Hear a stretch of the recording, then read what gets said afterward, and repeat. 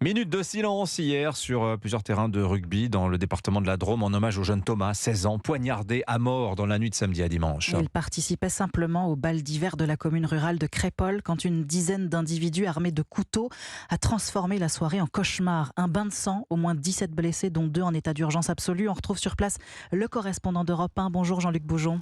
Bonjour. À Crépol, où vous vous trouvez, le traumatisme, on l'imagine, est toujours très fort ce matin. Oui, absolument. Le petit village de 500 habitants est encore sous le choc ce matin face à la violence de ce qui s'est passé dans la nuit de samedi à dimanche. Cette dizaine de jeunes venus en découdre à la fin du bal organisé à la salle des fêtes du village.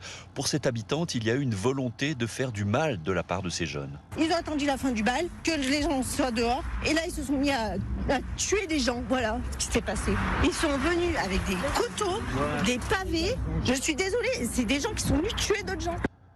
Alors l'enquête ne fait que commencer, mais le procureur de Valence accrédite cette thèse d'une expédition programmée par ces jeunes qui seraient venus à plusieurs voitures de Romans-sur-Isère à 20 minutes d'ici, probablement en provenance du quartier sensible de la Monnaie, peut-être pour régler un compte, même si on en ignore encore la cause exacte à cette heure. En tout cas, le bilan est très lourd puisqu'un jeune de 16 ans a perdu la vie, mortellement blessé par 2 coups de couteau.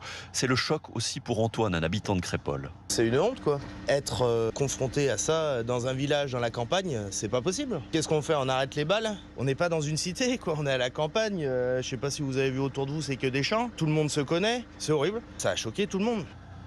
Alors devant la salle des fêtes où a eu lieu la bagarre, des habitants ont déposé quelques bougies et un cœur en hommage au jeune homme décédé. Jean-Luc Boujon en direct de Crépol dans la Drôme pour Europe 1. Notez que les suspects sont toujours en fuite ce matin.